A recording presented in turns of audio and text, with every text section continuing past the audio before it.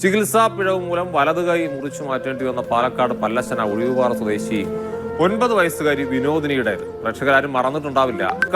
ഒരു കൃത്രിമ കൈ വെക്കാൻ വലിയ സാമ്പത്തിക ബാധ്യത വരും. അതാണിപ്പോൾ കുടുംബത്തെ അലട്ടുന്നത്. എന്താണ് പറഞ്ഞു, സ്കൂളിൽ പോകില്ല, കൈയില്ലാണ്ട് നമുക്ക് പോവില്ല എന്നാ പറയുന്നത്. ഇപ്പൊ നമുക്ക് വെക്കുകയാണെങ്കിൽ ഇപ്പൊ റബ്ബറിന്റെ കൈയാണ് നമുക്ക് വെച്ച് തരാന്ന് പറഞ്ഞിരിക്കുന്നത്. അപ്പോൾ പ്രൈവറ്റിലാകുകയാണെങ്കിൽ 7 ലക്ഷം രൂപ പറഞ്ഞിരിക്കുന്നത്. നമ്മ സാമ്പത്തിക പ്രശ്നമുള്ളത് കൊണ്ട് നമുക്ക് അതിനൊന്നും നമുക്ക് കഴിയില്ല. സ്വപ്നങ്ങളിലേക്ക് നടന്നു നീങ്ങാൻ വിനോദിനിക്ക് ഒരു വഴി തുറന്നു കിട്ടിയിരിക്കുന്നു. പ്രതിപക്ഷ നേതാവ് വി ഡി സതീശനാണ് സഹായ ഹസ്തം നീട്ടിയിരിക്കുന്നത്. കൃത്രിമ കൈ ഘടിപ്പിക്കാനുള്ള മുഴുവൻ ചെലവും പ്രതിപക്ഷ നേതാവ് വഹിക്കും എന്ന് അറിയിച്ചിരിക്കുകയാണ്.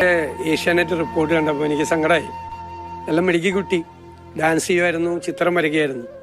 ഇപ്പോൾ സ്കൂളിൽ പോകാൻ കൈ നഷ്ടപ്പെട്ടുകൊണ്ട് മാറി ശസ്ത്രക്രിയ ചെയ്ത ബുദ്ധിമുട്ടാണ്, കൈ ഇല്ലാത്തതുകൊണ്ട് പോകാൻ മടിയാണെന്ന് പറഞ്ഞു.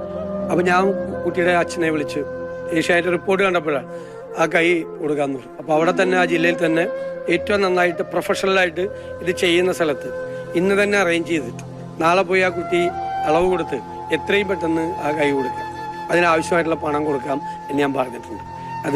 അത് റിപ്പോർട്ട് ചെയ്തതിന് ഞാൻ ഏഷ്യാനെറ്റിനോട് പ്രത്യേകമായ നന്ദി പറയാം. അത് കേട്ടപ്പോൾ വിഷമമായി. എന്തായാലും അതിന് കൊടുക്കണം, നമുക്ക് വിചാരിച്ചാൽ ചെയ്യാൻ പറ്റുമല്ലോ. വി ഡി സതീശൻ വിളിച്ചിരുന്നു? വിളിച്ചിരുന്നു. നമുക്ക് സഹായം ചെയ്തു തരാന്നാ പറഞ്ഞിരിക്കുന്നത്. എന്റെ കുട്ടിക്ക് കൈ കിട്ടിയല്ലോ, അത് വളരെ ഉപകാരം.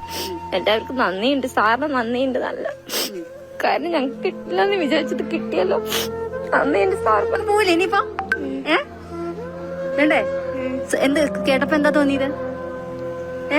സന്തോഷം. രാവിലെ വരുമ്പോ ശീതള ഈ ചിരി ഉണ്ടായിരുന്നില്ല, അത് തന്നെയാണ് ഈ ദിവസത്തെ ധന്യമാക്കുന്നതെന്ന് പറയും. ചിരി മോൾക്ക് തിരികെ ലഭിക്കുന്നു. ഇനിയും ആ ചിരി മായാതെ അവിടെ തന്നെ ഉണ്ടാവട്ടെ.